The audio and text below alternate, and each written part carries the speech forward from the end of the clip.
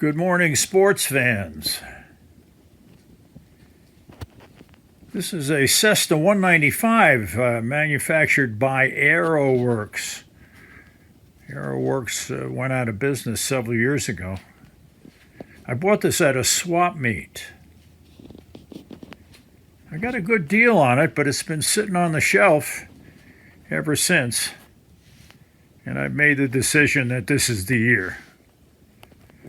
So you're looking at my winter project.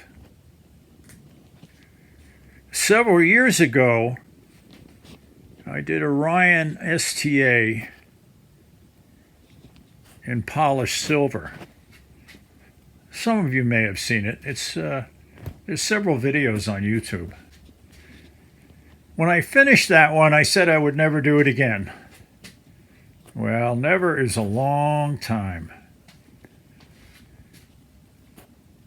But polished silver is just the way an aircraft like this should be.